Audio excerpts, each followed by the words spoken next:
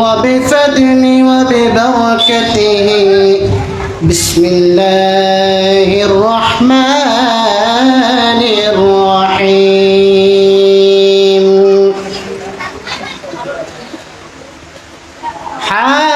حامدا ومصليا ومسلما أما بعد فقد قال الله عز وجل في شأن حبيبه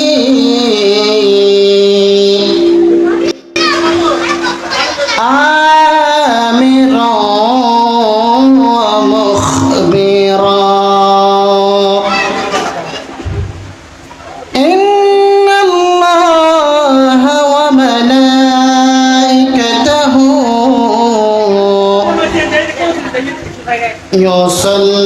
يصلون على النبي يا أيها الذين آمنوا صلوا عليه وسلموا تسليما صلى الله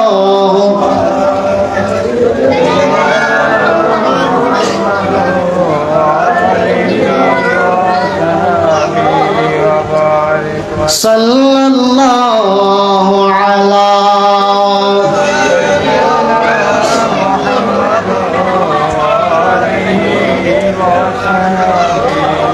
ওরে আমার বাবারা ভাইরা গভীর মনোযোগ আমার নবী রাসূল আকরাম নূরে মুজাসসাম রউফুর রহিম সাল্লাল্লাহু আলাইহি ওয়াসাল্লাম হাদিস পাকের মধ্যে ইরশাদ করেছেন মান সাল্লা আলাইয়া ইনদা কবরি যে ব্যক্তি আমি নবীর কবর শরীফ তথা রওজার পাশে দাঁড়িয়ে আমি নবীর উপর দরুদ শরীফ পড়বে সামি'তুহু আমি নবী নিজের কানে ওই ব্যক্তির দরুদ শরীফ শ্রবণ করি শুধু তাই নয় আমার নবী ইরশাদ করছেন ওয়ামান সাল্লা আলাইয়া নাইয়ান উবলিগতুহু যদি আমার কোন উম্মত 1 মাইল 2 মাইল নয় 100 মাইল 200 মাইল নয় 1000 2000 মাইল নয় বরং লক্ষ কোটি মাইল দূর থেকে যদি কোন ব্যক্তি আমি নবীর উপর দরুদ শরীফ পড়ে উবলিগতুহু তাহলে আমার আল্লাহ ফেরেশতাদের মাধ্যমে ওই দরুদ শরীফের আওয়াজ আমি নবীর রওজায় পৌঁছিয়ে দেন চিৎকার দিয়ে বলুন সুবহানাল্লাহ এটা বলার মানে কি আপনারা যারা এখানে বসে আছেন 21 নম্বর ইউনিয়ন সম্ভবত খিরাম 21 নং ইউনিয়নের 2 নম্বর ওয়ার্ডের এখানে যারা বসে আছেন এলাকাবাসী এই হাদিস দ্বারা প্রমাণিত হয় আপনারা এখানে যারা বসে দরুদ শরীফ পড়বেন সেই দরুদ শরীফের আওয়াজ আমার নবীর হাদিস অনুযায়ী ওমান সাল্লা আলাইয়া নাইয়ান উবলিগতুহু সেই দরুদ শরীফের আওয়াজ নবীর রওজায় পৌঁছিয়ে দেওয়া হবে এই ব্যাপারে আপনাদের আকীদা আছে বিশ্বাস আছে তাহলে দরুদ শরীফ যদি পড়েন সেই দরুদ শরীফ মহব্বত নিয়ে পড়তে হবে বড় আওয়াজ নিয়ে পড়তে হবে ইশক নিয়ে পড়তে হবে নবীর দরুদ শরীফ পড়ার জন্য বসেছেন নবীর মিলাদুন নবীর মাহফিলে আপনার দরুদ শরীফের ছোট আওয়াজ যদি আমার নবীর রওজায় যদি ফেরেশতারা নিয়ে যায় ইয়া রাসূলুল্লাহ আপনার এই উম্মত দরুদ শরীফ এইভাবে পড়েছে আপনার উম্মত দরুদ শরীফ এইভাবে পড়েছে যদি আপনি ছোট করে পড়েন তখন আমার নবীর রওজায় ওই দরুদ শরীফ কেমন হবে ভালো হবে বড় করে পড়তে হবে না বুঝতে অসুবিধা না হন মুরব্বী কলম রাতে বাজি বুঝতে অসুবিধা হলে হবে না আয় আল্লাহ এসে ওয়াজ করি বললাই না বড় আওয়াজ নিয়ে মহব্বত সহকারে পড়েন আল্লাহুম্মা সাল্লি আলা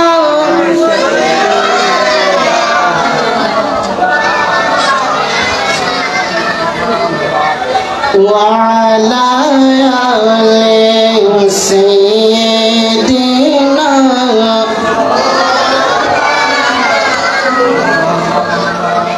ذات حق سے کب جدا ہے ذات محبوب خدا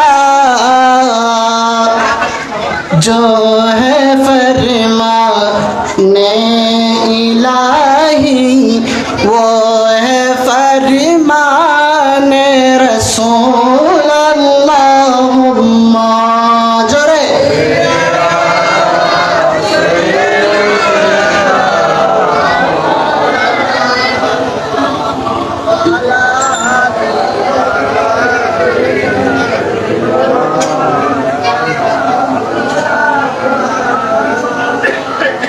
بندہ ملنے کو قریب حضرت قادری گیا لمعے باطن میں گم نے جلوہ ظاہر گیا اللہم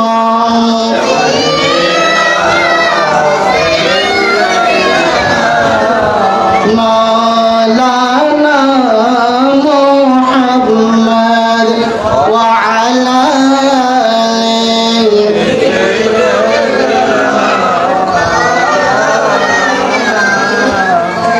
عيد ميلاد النبي ہے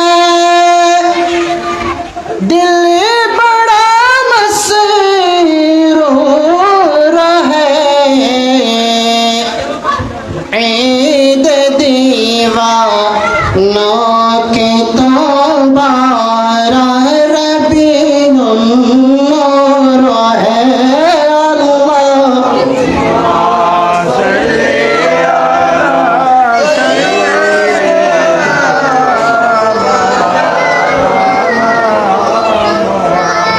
وعلى آل سيدنا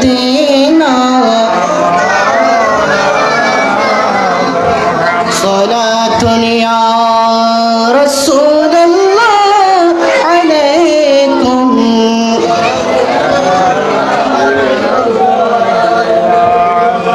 چمک تجھ سے پاتے ہیں سب پانے والے میرا دل بھی چمکا دے چمکانے والے صلاۃ یا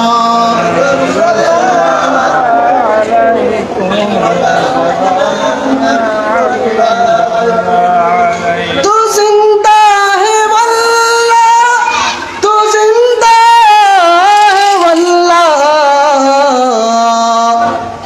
میرے چشم عالم سے چھپ جانے والے صلاۃ یا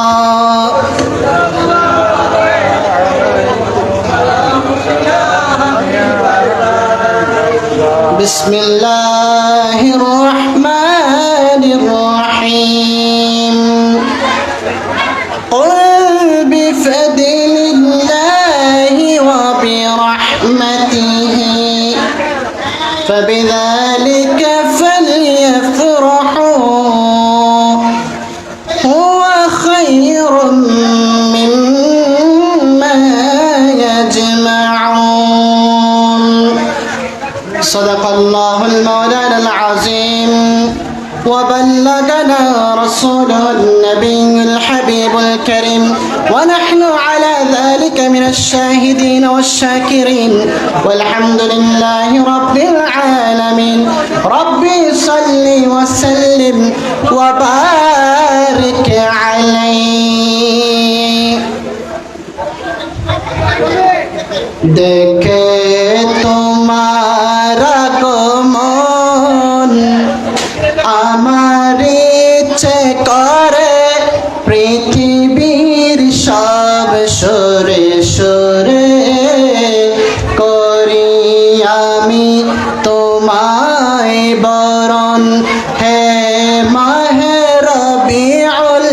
আউয়াল হে মাহে রবিউল হে মাহে রবিউল আউয়াল। অনুরাধটা হস্ত না হনো শেষ করে দিম না, অসুবিধা হইলে করবেন।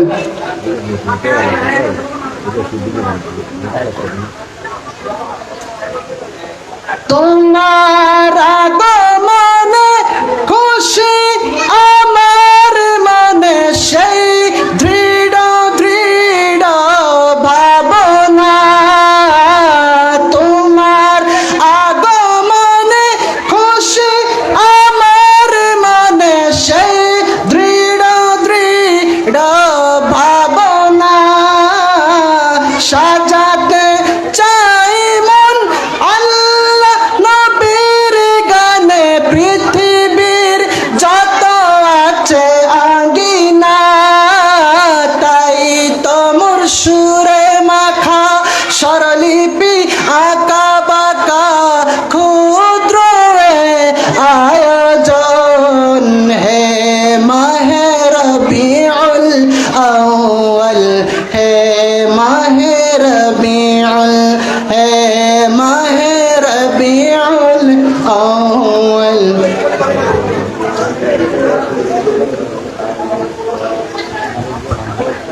আলহামদুলিল্লাহ ওয়া শুকরুলিল্লাহ ওয়াসসালাতু ওয়াসসালামু আলা রাসূলিল্লাহ আম্মা বা'দ। উপস্থিত অধ্যক্ষের আয়োজিত উত্তর চট্টলার ফটিকছড়ি থানার অন্তর্গত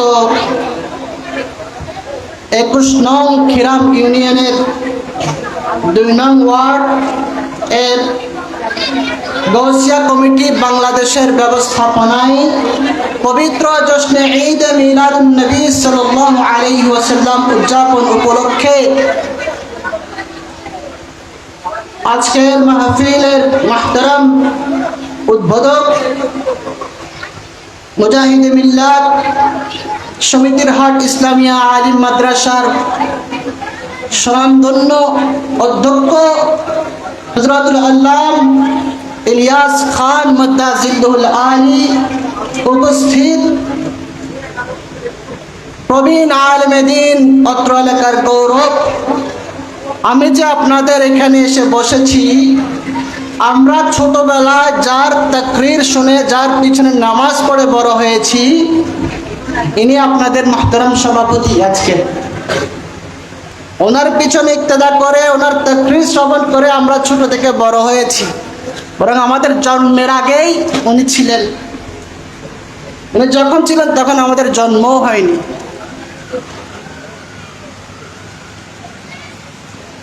প্রবীণ আলেমে দ্বীন নুরুল উলুম আহমদিয়া রাজবিয়া দাখিল মাদ্রাসার মুহতারাম মুদাররিস হযরতুল আল্লাম আব্দুল হক সিদ্দিকী মাদ্দাজিল্লুল আলী, উপবিষ্ট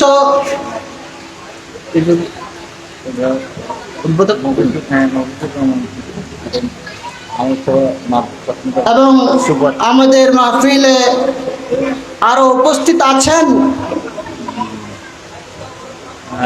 হযরত আহমদ সাফা মাদ্রাসার মুহতারাম সুপার রওনাকে আহলে সুন্নাত হযরত মাওলানা মুহাম্মদ মফিজুর রহমান কাদরি মাদ্দাজিল্লুল আলী, এবং আজকের মাহফিলে তশরিফ আনবেন আজকের মাহফিলের প্রধান আকর্ষণ, যার অপেক্ষায় আপনারা বসে আছেন। মুনাজির আহলে সুন্নাত ইউটিউবে সার্চ দিলে দেখা যাবে ওনার অসংখ্য ভিডিও ওয়াজ নসিহত আছে, এবং উনি একজন বড় আলেমে দ্বীন, জবরদস্ত আলেম, বিশিষ্ট মিডিয়া ব্যক্তিত্ব। এফকে জামিউল উলুম নানুপুর মনে হয় না, গহিরা এফকে জামিউল উলুম মাদ্রাসার মুহতারাম মুহাদ্দিস মুজাহিদে মিল্লাত রওনাকে আহলে সুন্নাত বিশিষ্ট মিডিয়া ব্যক্তিত্ব হযরতুল আল্লামা মুহাম্মদ ফখরুদ্দিন আল কাদরি মাদ্দাজিল্লুল আলী হুজুর তশরিফ আনবেন। হুজুর ইশারের পরে তাকরীর করবেন। এবং আরো আসবেন আপনাদের এলাকার গৌরব, আপনাদের কৃতি সন্তান। বর্তমান সময়ে এসে আমরা যখন ছোট ছিলাম আপনাদের সভাপতি মহোদয়ের পিছনে নামাজ পড়তাম। এখন যখন আমরা যুবক হয়েছি, এখন মাশাআল্লাহ বাবা যেমন যোগ্য ছেলেও যোগ্য। সুবহানাল্লাহ বলেন না? বাবা যেমন আলেম সন্তানও আলেম। আমি বলছি আপনাদের এলাকার গৌরব মুজাহিদ আহলে সুন্নাত রওনিক আহলে সুন্নাত বিশিষ্ট আলেমে দ্বীন হযরত মাওলানা মাহবুব রাজা কাদরি, যিনি আমাদের মসজিদের খতিব, আমারও বাড়ির মসজিদের খতিব হন ওনার ফোয়ারি ওয়াইড ওয়াজ করেন সাজান নাবাদি সিধা নরত্তম দোয়া লেবেল্লাই দোয়া করে পারিবেন না ইনশাআল্লাহ। ওনারা দোয়া করলে দুই একর হয়ে শেষ করে দিম, বিরক্ত করতাম না বেশি। এছাড়াও আজকের মাহফিল আরো উপস্থিত হবেন অসংখ্য উলামায়ে কেরাম। সময় স্বল্পতার কারণে সকলের নাম নেওয়া সম্ভব হচ্ছে না, এবং সাথে সাথে রব্বুল আলামিনের দরবারে শুকরিয়া জ্ঞাপন করছি যে রব্বুল আলামিন আমাদেরকে অযথা সময় না কাটিয়ে দোকানে, পাড়া মহল্লায়, রাস্তায় আড্ডা না মেরে এই প্যান্ডেলের নিচে, শামিয়ানার নিচে আমার নবী মাহবুবে খুদা সাল্লাল্লাহু আলাইহি ওয়াসাল্লামের মিলাদুন নবী উপলক্ষে আয়োজিত গৌসিয়া কমিটি বাংলাদেশ 2 নম্বর খিরাম ওয়ার্ড কর্তৃক আয়োজিত আজকের এই মাহফিল আমরা যে এসে বসতে পেরেছি, সকলেই আল্লাহর দরবারে বলি আলহামদুলিল্লাহ। সাথে সাথে লক্ষ কোটি দরুদ ও নজরানা পেশ করছি আকা মওলা তাজদার মদিনা হুজুরপুর নূর আহমদ মুস্তাফা মুহাম্মদ মুজতবা সাল্লাল্লাহু তাআলা আলাইহি ওয়াসাল্লামের রওজা সোনার মদিনায়। এবং সাথে সাথে শুকরিয়া জ্ঞাপন করছি আপনারা এলাকার মুরব্বীরা যারা আজকের মাহফিলে এসে বসেছেন কিংবা আসতে চলেছেন দূর দূরান্ত থেকে, এবং মাইকের মারফতে আমার আওয়াজ যতটুকু যাচ্ছে পর্দার অন্তরালে তাকরীর শ্রবণরত মুসরাত খাওয়াতিন মা ও বোনেরা, এবং বিশেষ করে আজকের এই মাহফিল যারা আয়োজন করেছেন যুবক ভাইয়েরা, মুরব্বীরা, নওজোয়ান ভাইয়েরা, ছোট ছোট বাচ্চারা, সকলকে জানাই আমার পক্ষ থেকে আসসালামু আলাইকুম ওয়া রাহমাতুল্লাহি তাআলা ওয়া বারাকাতুহু।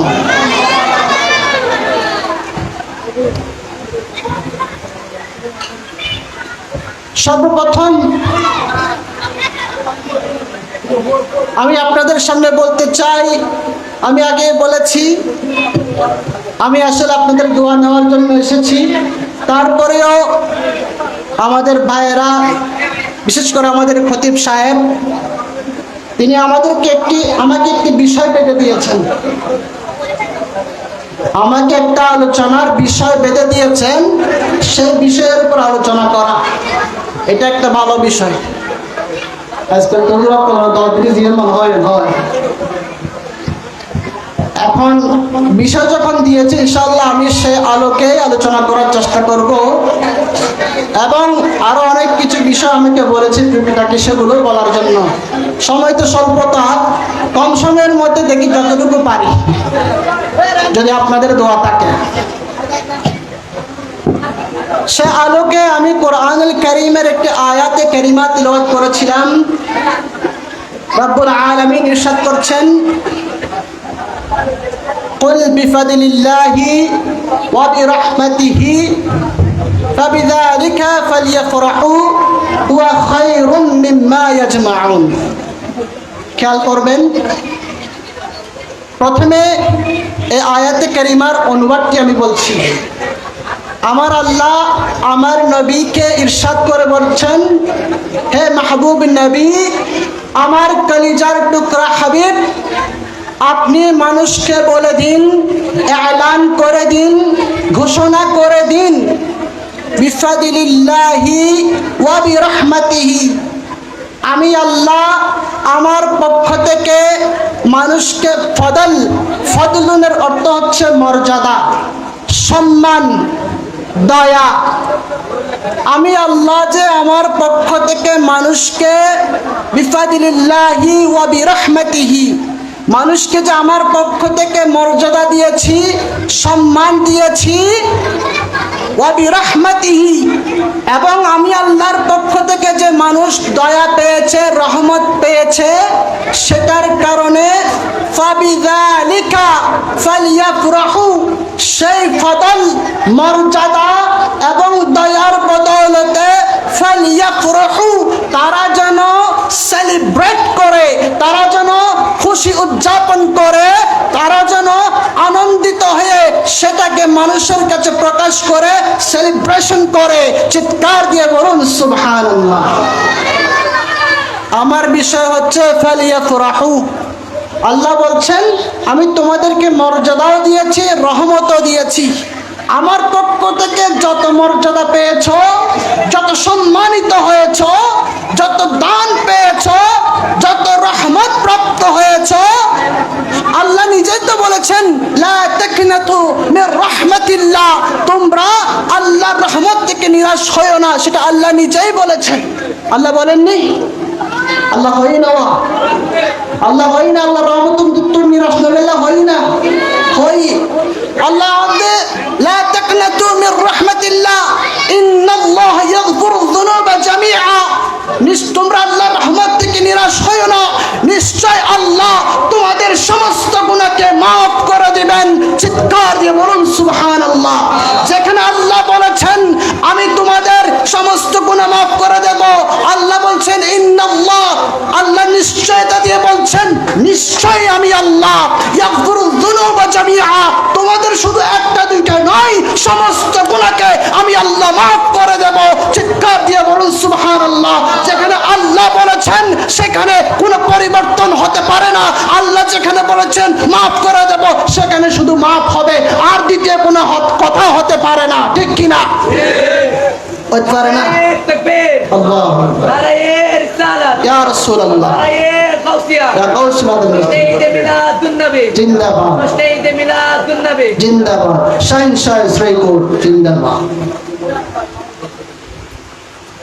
তাহলে আল্লাহ বলছেন আমি তোমাদেরকে দয়া দিয়েছি, মর্যাদা দিয়েছি, সম্মান দিয়েছি, রহমত দিয়েছি, সেটার বদৌলতে তোমরা খুশি উদযাপন করো। কেন খুশি উদযাপন করবে? ওয়া খায়রুম মিম্মা ইয়াজমাউন, সেটা তোমাদের জন্য বড় কল্যাণকর হবে। খায়রুম মিম্মা ইয়াজমাউন, সেটা তোমাদের জন্য কল্যাণকর হবে যদি তোমরা সেটা বুঝো, যদি তোমরা সেটা বুঝো। এটা হচ্ছে ওই আয়াতে কারিমার তরজমা। এবার আসেন সেলিব্রেট। আল্লাহ বলছেন তোমরা সেলিব্রেট করো, উদযাপন করো। আর দেশের মধ্যে হন একখান অনুষ্ঠান হলি, একখান খুশি হলি, এরি মানুষ একখান অনুষ্ঠান না করে খুশি, আর যুবক ব্যাকল হতে পারে, তারা সেলিব্রেশন হয়। খনিকার বার্থডে হইলি, বার্থডে জন্মদিন হইলি, তারা যায় কি করে? বার্থডে পালন করে, সেলিব্রেট করে, রেস্টুরেন্টে যায় রে।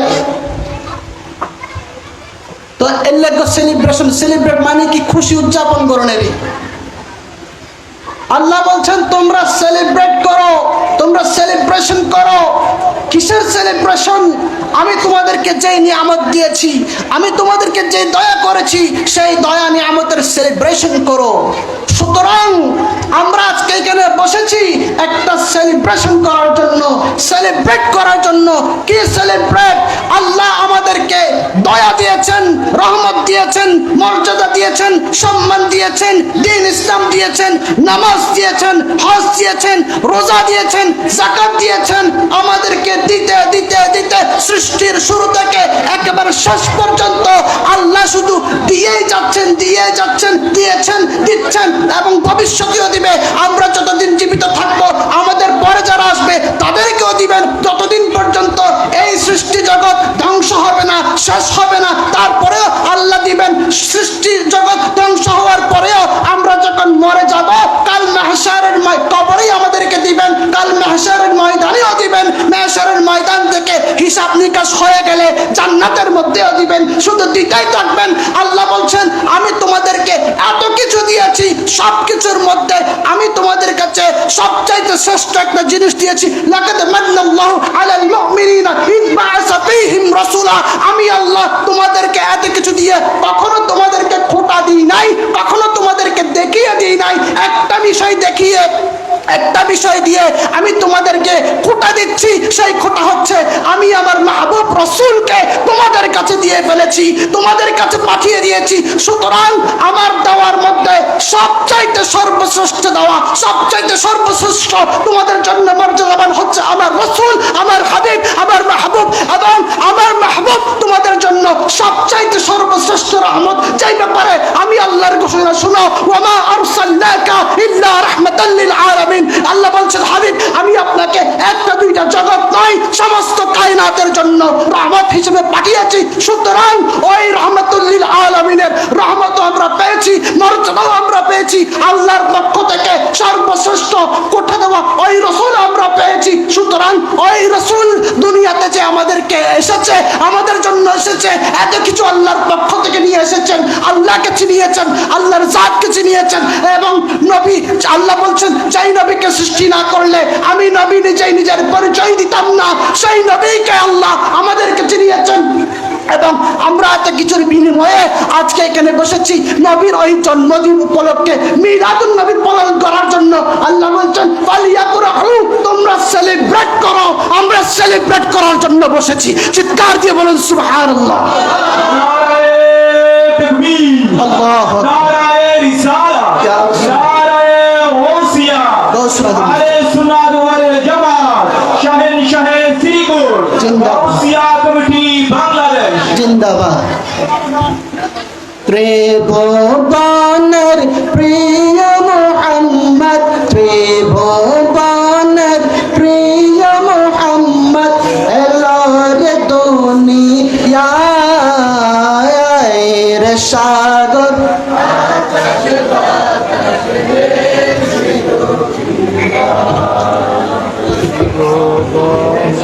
প্রিয় মুহাম্মদ। অতে আর মফিজুদের অধ্যায় নতুন দে ওরা বলে ফরেন না বাইতে লাগুন ইয়া তো পুরন না গাইছি, ইয়া গাইছি পুরন না আজকালে গণ্য করিব না। আর মোহাম্মদ লাইজুরে বরং ত্রিভুবনের প্রিয় মুহাম্মদ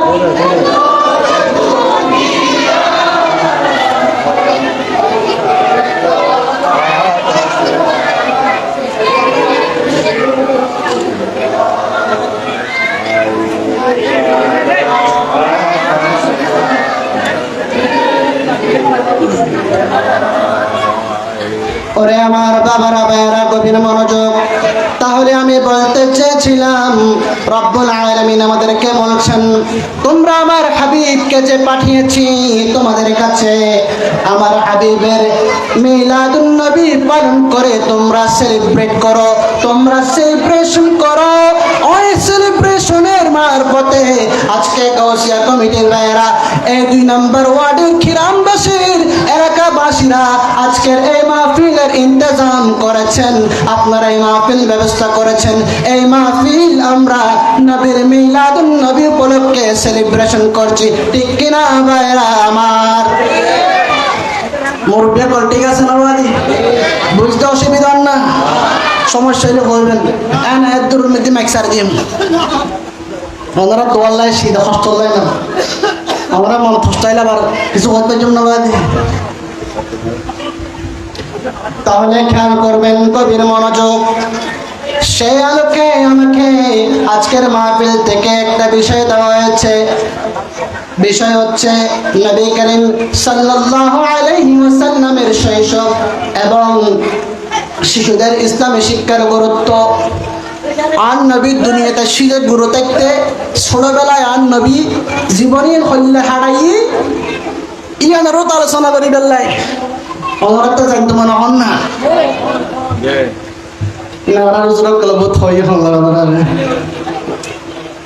ওনারা হয়তো পূরণ করে ফেলি না আর কি হইব।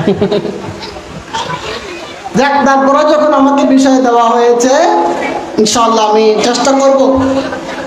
তারপর শিশুদের ইসলামী শিক্ষার গুরুত্ব, ফকলের ইসলামী শিক্ষার দরকার আছে না? অবশ্যই দরকার। দরকার নতাইলি আদি হালি আরা মরি যাইগু খবর যায় জিয়ারত ফলো করিব। একবার আলহামদুলিল্লাহ তিনবার করবো আল্লাহ বলি যাব না হাজি আদি এক সিনে কোরআন শরীফ পড়ানো করিব না, পড়ানো করিব একবার কোরআন তো পড়ানো করিব। তো কোরআন কখন পড়তে পারবে? যখন আপনি আপনার ওই সন্তানকে ছোটবেলা থেকে মক্তবে পাঠান, ইসলামী শিক্ষায় শিক্ষিত করেছেন, ধর্মীয় শিক্ষায় শিক্ষিত করেছেন, তখনই আপনার ওই সন্তান আপনার কবরে গিয়ে এক পারা কোরআন পড়তে পারবে। এর আগে তো পারবে না। পারবে? আজকাল ভক্তরা সূরা ফাতিহা বলে তিনবার বলবে বড় নজর এই ও তিনবার বল হামদে কিনলে ওই নামাজ প্রতিদিন ফোনে দেয় নামাজের মধ্যে কেরাত হুজুর হওয়ার এই তো কে মুখস্থ করে দেন আরো নইলে আরো বল আরো বেশি তো ওই প্রত্যেকদিন সূরা ফাতিহা ফোনে দেয় ওনারা ফোন হন দেন ওনারা হন দেয় এটা কি হয়? ফোনে হয় না? হ্যাঁ ফোনে হয় না? ওনা হয় দেয় এটা হ্যাঁ ফোনে হয় না এটা? আচ্ছা আরো ফোনে হয়ে তাহলে হয়েছে না কেউ তো দক্ষিণাঞ্চল নিয়ে তারা মনে হয়নি, আবার কে রাঙ্গুনি এটা নিয়ে তারা মনে হয় হ্যাঁ এটা জারি হয় তারা হয়। যাক মারহাবা বেগুন মারহাবা মারহাবা সালাতুন ইয়া রাসূলুল্লাহ আলাইকুম সালামুন ইয়া হাবিবাল্লাহ আলাইক তেরে নসলে পাক মে হে বাচ্চা বাচ্চা নূর কা তো হে আইনে নূর তেরা सब घराना नूर का सोना दुनिया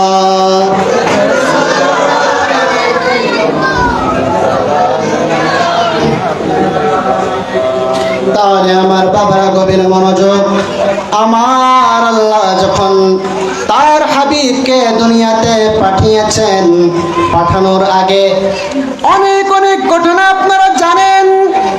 আদম আলাইহিস সালাম থেকে শুরু করে ঈসা রুহুল্লাহ পার হয়ে আমার নবীর দাদা জান আব্দুল মুত্তালিব সহ হযরত আব্দুল্লাহ থেকে মা আমিনার গর্ভ থেকে দুনিয়াতে আসা পর্যন্ত আমার নবীর অসংখ্য অসংখ্য ঘটনা মুআজিজাত রয়েছে।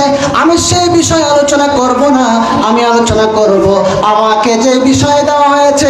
আমাকে বলা হয়েছে আমার নবী দুনিয়াতে আসার পরে শৈশব জীবনটা ছোটকালে আমার নবী ছোটবেলায় কেমন কাটিয়েছেন। ও আমার বাবারা ভাইয়েরা গভীর মনোযোগ। আমার নবী যখন দুনিয়ার জমিনে তাশরীফ নিয়ে এসেছেন তখন পুরো কায়নাত খুশি হয়েছিল। পুরো কায়নাত খুশি হয়ে এমন খুশি হয়েছিল, খুশি উদযাপন করেছিল। আসমান জমিন লৌহ কলম চন্দ্র তারা গ্রহ নক্ষত্র সবাই খুশি হয়েছিল। শুধু তাই নয়, তাই নয়, আরবের বড় বড় কাফেররা পর্যন্ত খুশি হয়েছিল। আমার নবীর চাচা আবু লাহাব ছিল একজন কট্টর কাফের। আবু লাহাবের দাসী সুয়াইবা যখন গিয়ে বলেছিল, হে আবু লাহাব, তোমার ভ্রাতুষ্পুত্র হয়েছে, দুনিয়াতে তোমার একজন ভাইয়ের ছেলে এসেছে, তোমার ভাই আব্দুল্লাহর ছেলে এসেছে। তখন ওই আবু লাহাব বলেছিল, আনতি হুরুন, তুমি মুক্ত, তুমি মুক্ত, তুমি আজ থেকে আজাদ। তুমি যে আমার দাসত্বের মধ্যে ছিলা, আমি তোমাকে আজ থেকে মুক্ত করে দিলাম। গভীর মনোযোগ।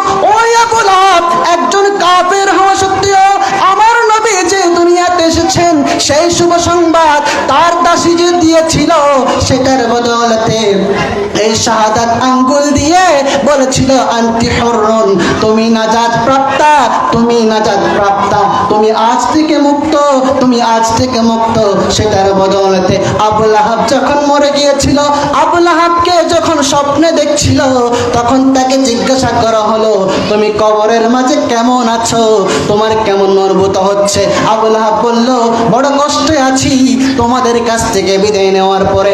আমি তো আরবের বড় একজন জাজরাইল কাফির ছিলাম, বড় নেতা ছিলাম, তোমাদের কাছে সম্মানিত ছিলাম, কিন্তু যখন কবরের জগতে চলে এসেছি, তখন আমার বড় আযাব হচ্ছে, আমার বড় কষ্ট হচ্ছে। আমি শুধুমাত্র ইয়াউমুল ইসনাইন, সোমবারের দিন আমি যখন আসে, তখন আমার এই আঙ্গুল থেকে একটু একটু মধুর মতো মিষ্টি, দুধের চাইতে সাদা একটু একটু পানি বের হয়। সেই পানিগুলো আমি আমার মুখ দিয়ে চুষি, চুষতে চুষতে আমাকে যে পুরো সপ্তাহ আযাব দেওয়া হয়েছিল, আমার পায়ের দিকে যে আগুন লাগিয়ে দিয়েছিল, সেই আগুনে আমার মাথা পর্যন্ত ঠনঠন করত। সেই মাথার আগুনের কষ্ট, ওই একটা দিন সোমবার আসলে আমি সেই কষ্ট ভুলে যেতাম। সেই কষ্ট ভুলে যেতাম, কিভাবে ভুলে যেতাম? আমি আমার দাসীকে, আমার প্রতিশপুত্র মুহাম্মদুর রাসূলুল্লাহ যখন দুনিয়াতে এসেছিল, তাশরীফ নিয়ে এসেছিল, আমি আমার দাসীকে মুক্ত করে দেওয়ার কারণে ওই আঙ্গুল থেকে আল্লাহ আমাকে এখনো পর্যন্ত নিয়ামত দেয়। চিৎকার দিয়ে বলুন না সুবহানাল্লাহ। হারে দে দোয়া কাফেরর ঘটনা ইন ওরা জানো না কি হর কেউ কিন্তু ইন ওরা বহুত পরিমাণ গুরুত্ব। কি বলতে চাই? আব্দুল হক মুহাদ্দিস তাহলাবী, এশিয়ার মধ্যে যার বদৌলতে আমরা হাদিস পেয়েছি, সেই আব্দুল হক মুহাদ্দিস তাহলাবী রাহমাতুল্লাহ আলাইহি বলছেন, যদি একজন জলিলুল কদর কাফের, আরবের বড় সরদার কাফেরদের মধ্যে আমার নবীকে দুনিয়াতে আগমনের কারণে দাসীকে মুক্ত করার বদৌলতে যদি আঙ্গুল থেকে নিয়ামত পায় সপ্তাহে একটা দিন, আমি আপনি যারা ইশকে মুস্তাফা ধারণ করি, যারা রসুলকে ভালোবাসি, যারা নবীকে ভালোবাসি, যারা নবী প্রেমিক, আম্বিয়া প্রেমিক, যারা ওয়ালি প্রেমিক, যারা বুজুর্গ প্রেমিক, তাহলে আমি আপনি যদি এই জাতীয় নবীকে স্মরণ করে, নবীর মিলাদুন নবীকে স্মরণ করে, ওই আল্লাহ যা বলেছে ফাবিযালিকা ফালইফরাহু, তোমরা সেলিব্রেট করো, আমরা যদি তাহলে সেলিব্রেট করি, উদযাপন করি, তাহলে আমি আপনাদের কি অবস্থা হবে? সুবহানাল্লাহ। কেন আল্লাহ দেওয়া দিয়ে কাফেরও যদি এই অবস্থা হয়, আর আমাদের কি অবস্থা হইব? আরো বেশি না হয় না? তার তো বিশ্বাস না লাভ হবে। হ্যাঁ, হুজুর হয়তো কোনো তুলনা নাই, আর যা ভাইমি আমার কোনো তুলনা নাই। আমার তো বিশ্বাস আছে না? তাহলে সেই রাহমাতুল লিল আলামিন নবী যখন দুনিয়াতে তাশরীফ এনেছেন, আনার পরে দুনিয়ার সমস্ত মানুষ এসেছে, দেখেছে, একদিন যায়, 2 দিন যায়, 3 দিন যায়, 7 দিন যখন হলো, আমার নবীর দাদা আব্দুল মুত্তালিব আমার নবীকে খানে কাবায় নিয়ে গেল। নিয়ে যাওয়ার পরে বলল তার নাম কি রাখা যায়? আকিকাও করেছেন আমার নবী। আকিকার দোষণ না করে, ওই আকিকা না করে না, করে তো মর কোয়ালি 2 বছর মাই কোয়ালি দো এন্ড হুজুর। হ্যাঁ, ইনারা বেগুন নগরী ওয়া নাংরা গোষ্ঠী একখানা ডর তাইনি তো খনিকার ফোয়ালি সৌদে নাংরা দিব বললে না হয়, নাংরা সল দিব বললে হয়তো। তাহলে আমি বুঝাতে চাচ্ছি, আমাদের যখন ছেলে হয়, 1 বছর 2 বছর 3 বছর ছেলে হয় নাই, অনেকের 3টা মেয়ে সন্তান, 3টা জান্নাত পাওয়ার পরে তারপরে মানুষ কামনা করে, আল্লাহ তুমি আমাকে একটা ছেলে সন্তান দাও, আল্লাহ আমার ঘরের বাতি তো জ্বালাতে হবে, আল্লাহ আমার বংশের নসল তো জারি থাকতে হবে, আল্লাহ আমার কবরে গিয়ে জিয়ারত করতে হবে। সেই জিয়ারতের পরে আল্লাহ আপনাকে একটা পুত্র সন্তান দেয়। ওই পুত্র সন্তানের বদৌলতে আপনি খুশি হয়ে কমিউনিটি হল ভাড়া করে 2টা ছাগল নয়, বড় একটা গরু জবাই করে আপনার সন্তানের জন্য আকিকা পালন করেন, সেলিব্রেট করেন, উদযাপন করেন।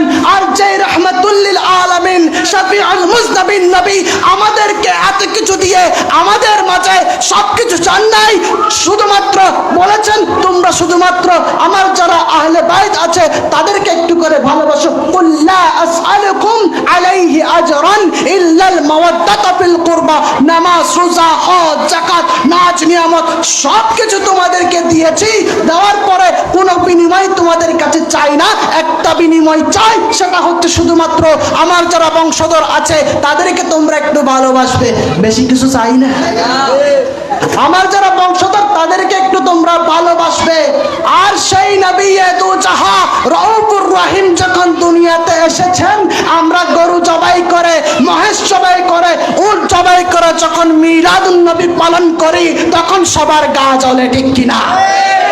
তখন সবার গা জ্বলে ওঠে, তখন তাদের খারাপ লাগে। নিজেদের ছেলে সন্তান হলে, নিজেদের কন্যা সন্তান হলে আকিকা করার জন্য গরু জবাই করতে, ছাগল জবাই করতে তাদের দ্বিধাবোধ লাগে না। যখন নবীর মিলাদুন নবী পালন করতে যায় তখন তাদের দ্বিধা লাগে, তখন তাদের দ্বন্দ্ব লাগে, কষ্ট লাগে। কথা বলেন ঠিক কিনা? তাহলে আব্দুল মুত্তালিব আমার নবীর সেইভাবে আকিকাও করেছেন। যখন নবী দুনিয়াতে এসেছেন সবাই নবীর প্রশংসা করছেন।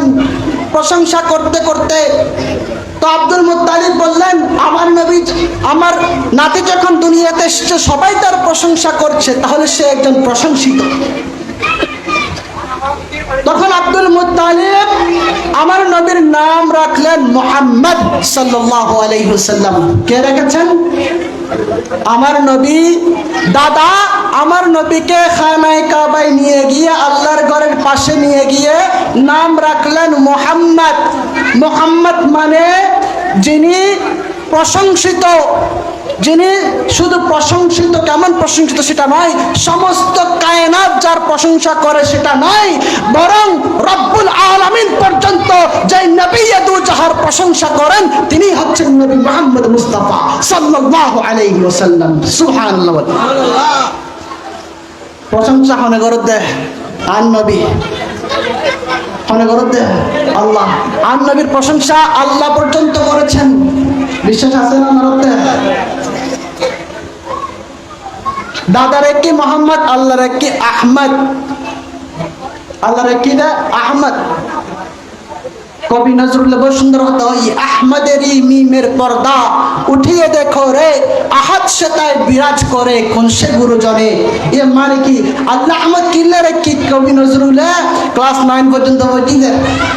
কবিতা লেখাতে আহমদ আল্লাহ কিল্লারে কি, আহমদের যে মিমের একটা পর্দা আছে, আলিফ হা মিম দাল, এই চার অক্ষরের মধ্যে যেই মিম আছে মাঝখানে সেই মিমটা উঠিয়ে ফেলো, দেখবে আহমদ এবং মিমের মাঝখানে ওই মিম উঠালে আহাদ হয়ে যায়, আর আহাদ মানে আল্লাহ। সুতরাং আহমদের মাঝে আল্লাহ লুকিয়ে আছেন, সেজন্য আল্লাহ আল্লাহর হাবিবের নাম দিয়েছেন আহমদ। সুবহানাল্লাহ। কিরো তারা সুবহানাল্লাহ গুরু করি কাহর বাজে ওনারা তো ঘুমাই না না বাবা বাবার কথা। তো ওই নাম খানে কাবার মধ্যে আব্দুল মুত্তালিব রেখেছেন।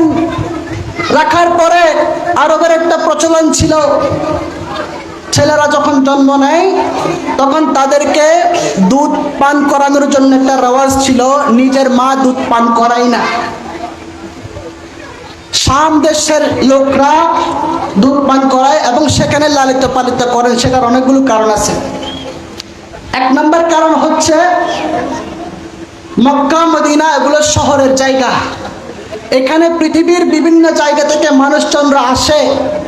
আরবের যেটা অরিজিনাল আরবি ভাষা সেটা সেখানে এসে কি হয়ে যায়, বিলুপ্ত হয়ে যায়।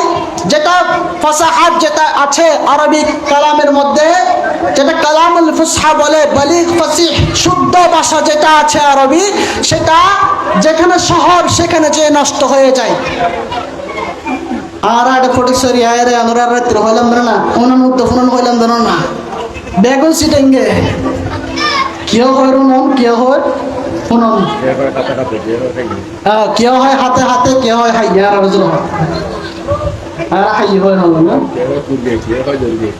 কে হয় কুরগে, কে হয় দেবে, এইভাবে অনেক এগুলোকে লাহজাত বলা হয়। তো ওই জাতীয় লাহজাতুল আরবের মধ্যে আরবের অনেক ভাষা আছে, ভাষান্তর আছে। তো এগুলো মক্কা মদিনায় সেই ভাষাগুলো কি হয়ে যায়, বিলীন হয়ে যায়, নষ্ট হয়ে যায়। তাই আরবের একটা রেওয়াজ ছিল, ছেলেরা যখন জন্মগ্রহণ করবে তখন তাদেরকে লালিত পালিত করার জন্য আরেক জায়গায় দিয়ে দেওয়া হতো।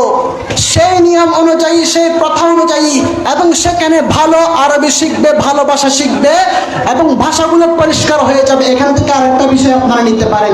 আমাকে যে বিষয়টা দেওয়া হয়েছে শিশুদের ইসলামী শিক্ষায় শিক্ষিত করা, আমার নবী মুস্তাফা যিনি বলছেন বুইসতু মুআল্লিমান, আমি শিক্ষক হয়ে প্রেরিত হয়েছি, সেই নবী দু জাহাকে ওই তায়েফের জমিনে পাঠানো হচ্ছে না হালিমাতুস সাদিয়া রাদিয়াল্লাহু তাআলা আনহার কাছে আরবি ভাষা সুন্দর হওয়ার জন্য, দুধ পান করার জন্য, সুন্দরভাবে লালিত পালিত হওয়ার জন্য। চিৎকার দিয়ে বলুন সুবহানাল্লাহ। তাহলে আমার আপনার ছেলেদের দরকার আছে না, আছে না বান দরদ জুরুর আল্লাহ জুরুর না রাতে। আজ ঈদ মিলাদুন নবীর মাহফিল চলতেছে, আজ ঈদ মিলাদুন নবীর জুলুস চলতেছে, আনন্দ উল্লাসে সারা জগৎ ভরেছে, আজ ঈদ মিলাদুন নবীর মাহফিল চলতেছে, আজ ঈদ মিলাদ, আজ ঈদ মিলাদুন নবীর, আজ ঈদ মিলাদুন নবীর মাহফিল চলতেছে। ওরে আমার বাবারা ভাইয়েরা, গভীর মনোযোগ। অনেক কথা হয়েছে, অনেক এদিক সেদিক গিয়েছি, এবার মূল আলোচনায় আসি। আমার নবীকে নাম রাখার জন্য ওই বড় সাদ গোত্র থেকে, তায়েফ থেকে 10 জন নারীরা বের হয়েছিল মক্কার উদ্দেশ্যে, যারা মক্কার ধনী ধনী ছেলেদেরকে, পয়সাওয়ালা ছেলেদেরকে লালন পালন করবে, দুধ পান করাবে। কিন্তু দুধ পান করানোর ফলে তারা আশা করেছিল তাদের মা বাবা থেকে তারা টাকা পয়সা নেবে, বড় ইনামাত পাবে, বড় নিয়ামত পাবে, হাদিয়া তোহফা পাবে। সেটার কারণে তারা তায়েফ থেকে বের হয়ে মক্কার জমিনে আসতেছিল। ওই 10 জন মহিলার মধ্যে, ওই কাফেলার মধ্যে 9 জন ছিল যাদের সওয়ারি ছিল অনেক বেশি দ্রুতগামী, কিন্তু একজন মহিলা ছিল যার নাম হযরত হালিমাতুস সাদিয়া রাদিয়াল্লাহু তাআলা আনহা, যিনিও ওই 10 জন মহিলার মধ্যে ছিলেন। মক্কায় আসতেছিলেন, আসার পথে কিছুক্ষণ পর পর ওনার একটা উটনি ছিল। ওই উটনি এত বেশি দুর্বল ছিল, এত বেশি পরিশ্রান্ত ছিল, এত বেশি ক্লান্ত ছিল, ওই মহিলাদের সাথে পেরে উঠতে পারছেন না। একটু করে যায়, থেমে যায়, ওই কাফেলার মহিলারা ওনার জন্য দাঁড়িয়ে যায়। আবার কতটুক যায়, হালিমাতুস সাদিয়া পিছনে পড়ে যায়, আবার ওই মহিলারা চলে যায়। এইভাবে করতে করতে করতে করতে কিছু দূর যাওয়ার পরে ওই মহিলারা বলল, ওই হালিমা, আমরা যদি তোমার জন্য অপেক্ষা করতে থাকি তাহলে আমরা আজকে যে মক্কায় গিয়ে শিশুদেরকে লালন পালন করার জন্য শিশু দগ্ধ নিব, সেটা নিতে পারবো না, আমাদের দেরি হয়ে যাবে, আমরা চলে যাচ্ছি, তুমি আসো, তুমি আসো। এইভাবে করতে করতে ওই 9 জন মহিলা তাদের স্বামী নিয়ে, তাদের বাহন নিয়ে, উট নিয়ে, খচ্চর নিয়ে, গাধা নিয়ে চলে গেল। যাওয়ার পরে তারা প্রত্যেকেই আপন আপন সন্তান, মানুষদের যেখানে পয়সাওয়ালা সন্তান ছিল সব সন্তান উঠিয়ে নিয়েছে, সব সন্তানকে নিয়ে গিয়েছে। কিন্তু যখন আব্দুল্লাহ আমার নবীর আব্বাজান মা আমিনার সন্তানকে পালা যখন আসে, একটা সন্তান আছে, তোমরা এটাকে একটু দেখো। যখন ওই মহিলারা দেখে ওই নবীর ওই সন্তানের বাবা নাই, ওই সন্তান ইয়াতীম, ওই সন্তানের বাবা দুনিয়া ছেড়ে চলে গেছে, দুনিয়াতে নাই, সেই কথা যখন বলা হয় তখন ওই মহিলারা চিন্তা করে এই সন্তানকে নিয়ে কোনো লাভ হবে না, আমরা কোনো টাকা পয়সা পাবো না, আমাদের কোনো ইনামাত পাবো না, হাদিয়া তোহফা পাবো না, সুতরাং এই ছেলেকে আমরা দেখবো না। এই কথা যখন ওই মহিলারা বলে, ঘরের মধ্যে বসে থাকা আমার নবীর আম্মা জান হযরত আমেনা রাদিয়াল্লাহু তাআলা আনহা, তিনি কান্না করতে করতে তিনি হাজারি করে, ওরে আজকে যদি আমার স্বামী আব্দুল্লাহ বেঁচে থাকতো তাহলে এই মহিলারা এই কথা বলতে পারতো না, আমার কলেজার টুকরা মোহাম্মদকে তারা ছেড়ে চলে যেত না। আজকে যদি আমার স্বামী বেঁচে থাকতো তাহলে আমার সন্তানকে তারা ছেড়ে যেতে পারতো না। আমার সন্তানকে আমার বাবা আমার স্বামী এনে খেলনা দিত, কোলে নিত, লালন পালন করত, সব কিছু করত। আজকে যে আব্দুল্লাহ নাই সেই কারণে আমার সন্তানকে তারা ইয়তিম বলে বলে চলে যাচ্ছে। মা মেনা হতে কান্না করছে, আজকে যদি আমার স্বামীটা থাকতো আমার ছেলেকে কেউ এদিন বলতে পারতো না। এখান থেকে খেয়াল করেন মা আমেনার ওই আহাজারি, কিন্তু মা আমেনা তো জানে না মা আমেনার কোলে যে আছে মুহাম্মদ মুস্তাফা, তিনি কেমন জাতে পাক, যার জন্য স্বয়ং আল্লাহ খেলনা হিসেবে চাঁদকে পাঠিয়েছেন। সুবহানাল্লাহ। আমার নবী যখন বিছানায় শুয়ে থাকতেন আঙ্গুল দিয়ে এইভাবে চাঁদকে ইশারা করতেন, সাঁদরে লেলে লাগতু, সাঁদরে যদি হয় ইক্কা যাও সাদ ইক্কা দে তু ইক্কাস্তু ওয়াল ইক্কাস্তু। আর নবী হতে হে আমেনা তুমি চিন্তা করিও না, তুমি চিন্তা করিও না, তুমি চিন্তা করেছো আব্দুল্লাহ তোমার সন্তানের জন্য বল নিয়ে আসতো খেলার জন্য, তোমার সন্তানের জন্য বল বানিয়ে আমি চাঁদকে পাঠিয়েছি। সুবহানাল্লাহ। আরে বাটাই যে সাদুল্লাহ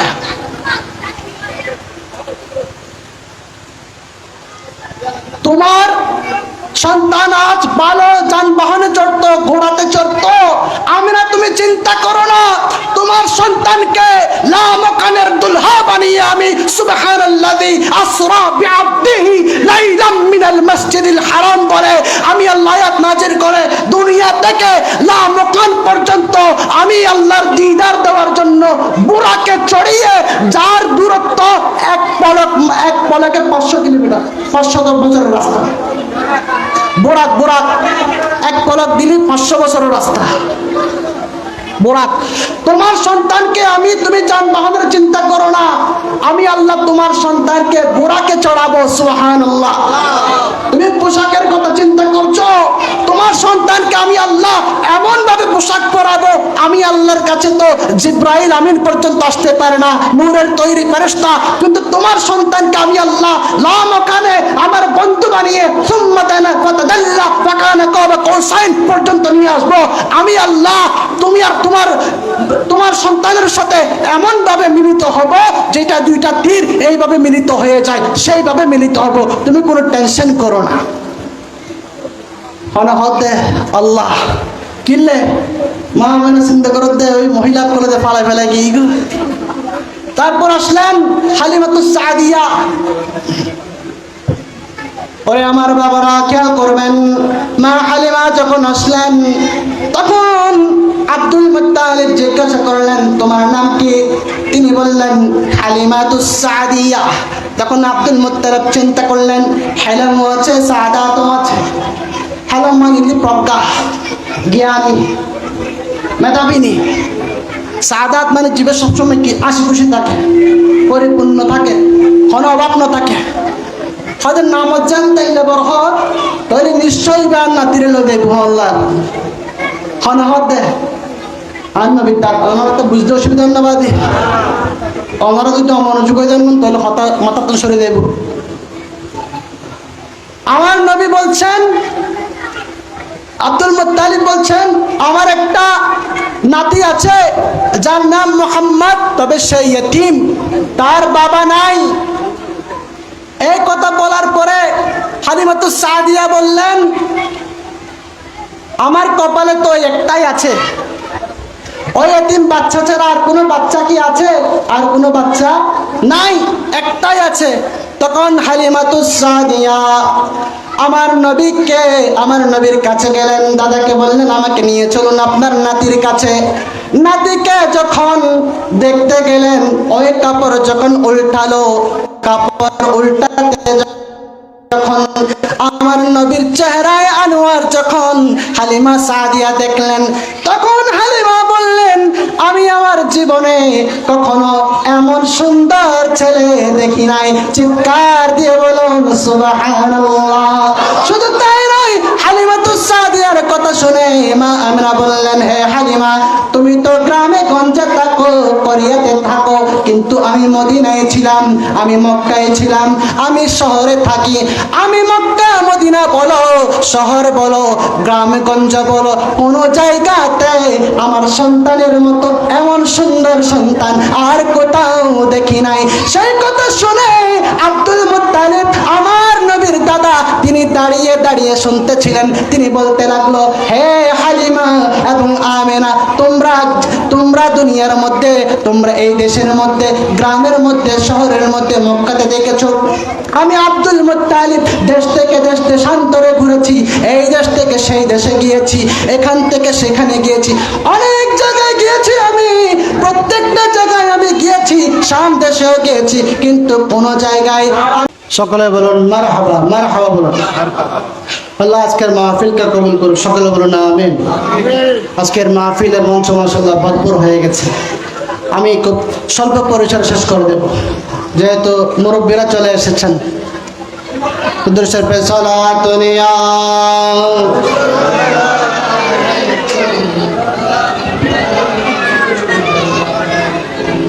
তাহলে খেয়াল করেন, আমি বলতে চেয়েছিলাম, যখন মা হালিমাতুস সাদিয়া রাদিয়াল্লাহু তাআলা আনহা আমার নবীর চেহারায় আনোয়ার দেখলেন, তিনি বললেন, আমি আমার জীবনে এই জাতীয় কোনো সুন্দর সন্তান দেখিনি।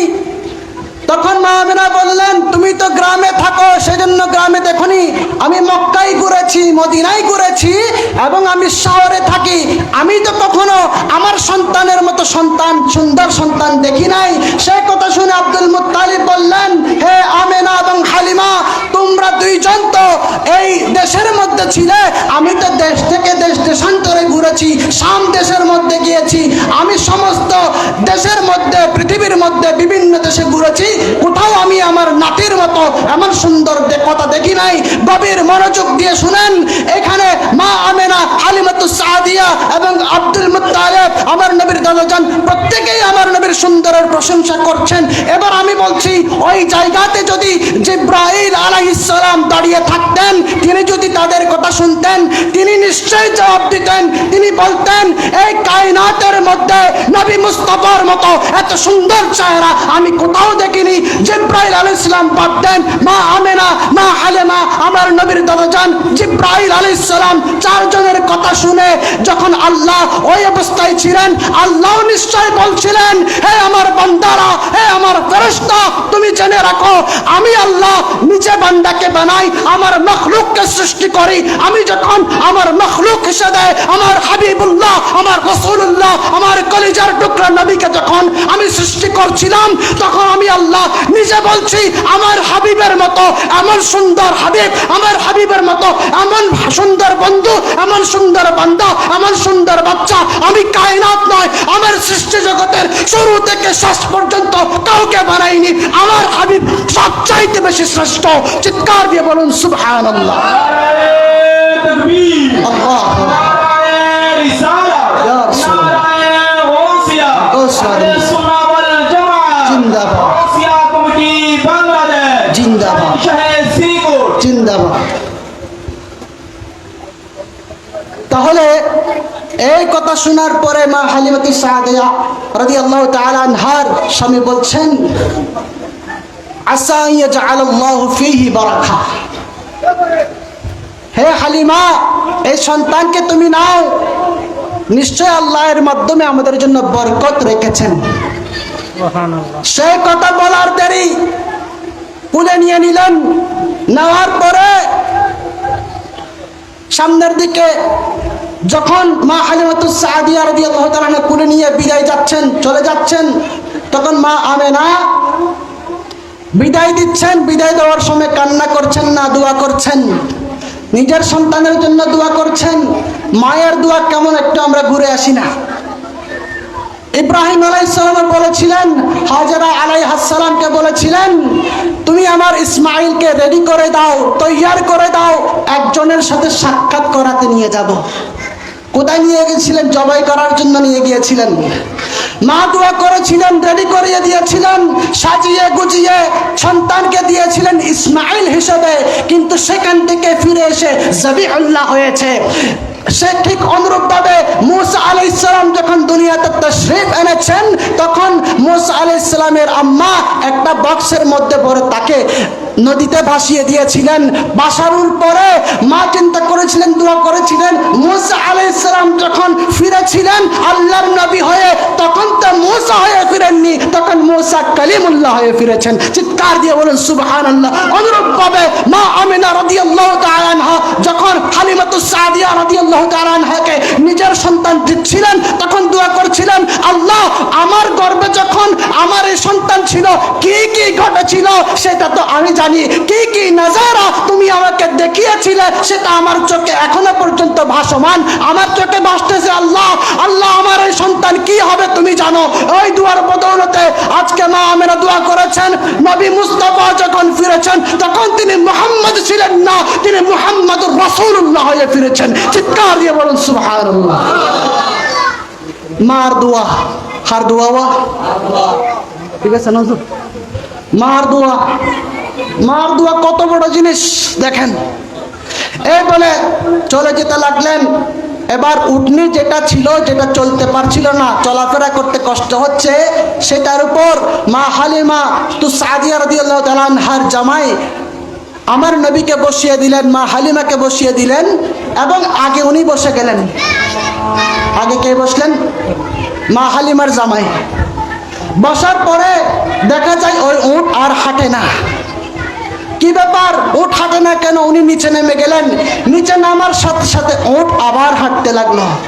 আবার তিনি উঠে আগে বসলেন, আবার উট হাঁটে না।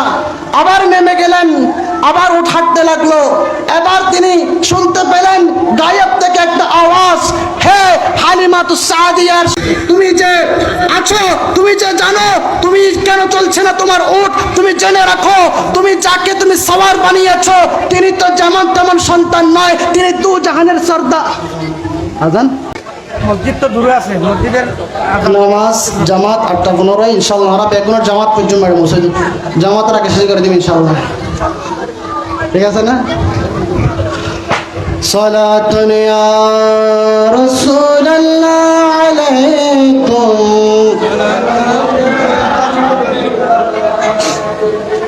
इस तरफ जो नूर है तो उस तरफ भी नूर है,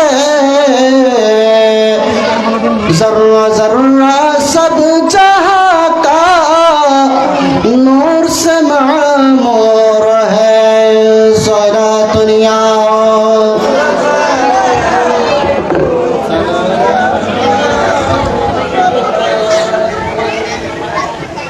তলি আয় হইতাম চাইলাম দেখি মনত আছে না? ঘরতে কেয়ার আছে না? সদ্দুর কইলাম না চাই তো মাশাআল্লাহ, মুরব্বিতে কেয়ার আছে, অনরত তো কেয়ার আছে একখানা চিন্তা তৈরি ইন্দেরি। আল্লাহ বেগুনের কবুল করক, বেগুন না আমি।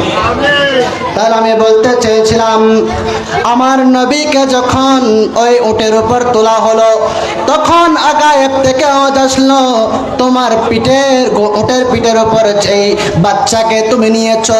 মামুলি কোনো বাচ্চা নয়, আখিরুজ জামানার নবী, সাইয়্যিদুল মুরসালিন, রাহমাতুল লিল আলামিন নবী, যে নবী লা মাকান থেকে শুরু করে সমস্ত কায়নাত ভ্রমণ করবে, যার অধীনে সব কিছু থাকবে, সব কিছু যেই নবীকে সালাম পেশ করবে, সেই নবীকে তুমি নিয়ে সেই নবীর আগে আগে তুমি কিভাবে যাওয়ার চেষ্টা করো?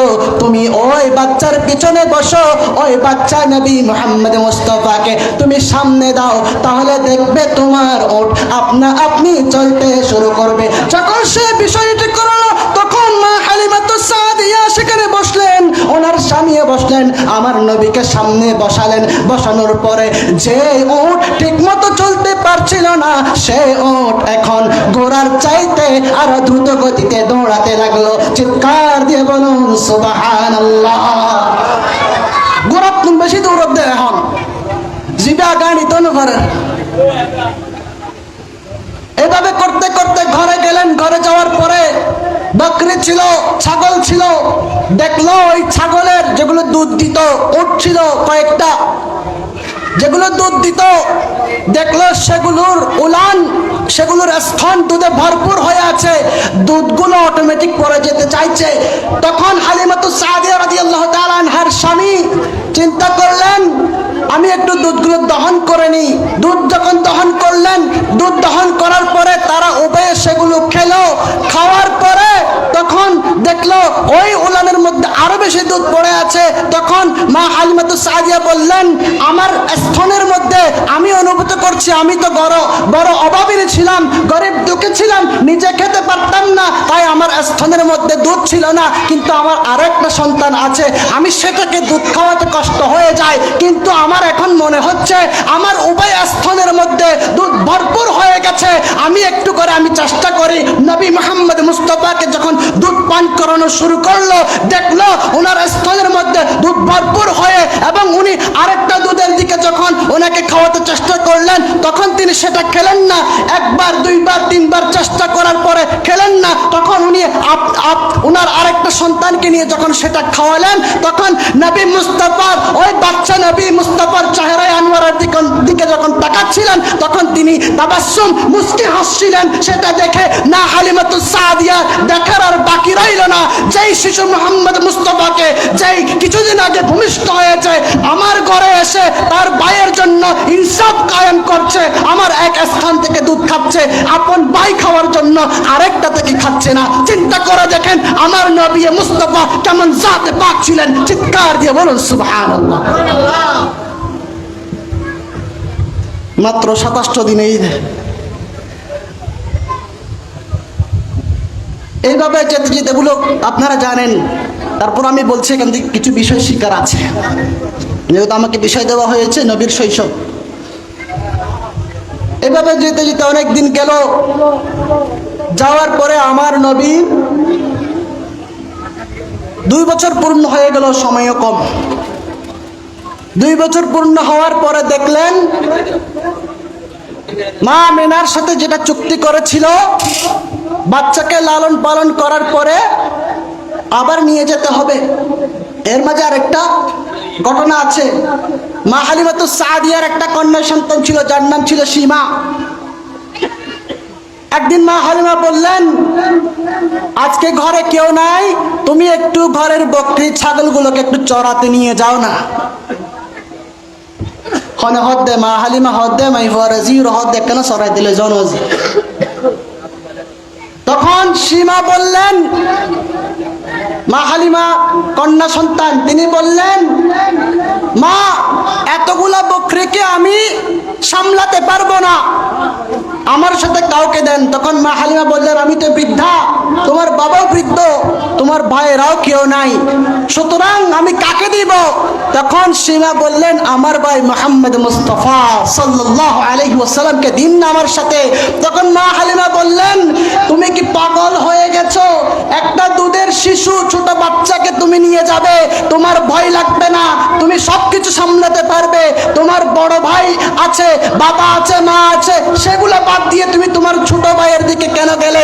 তখন ওই সীমা বলল, আম্মা জান, এই ছোট ভাই যেমন তেমন ছোট ভাই নয়, আপনার অজান্তে আমি অনেকবার আমার এই ভাইকে নিয়ে গিয়েছিলাম।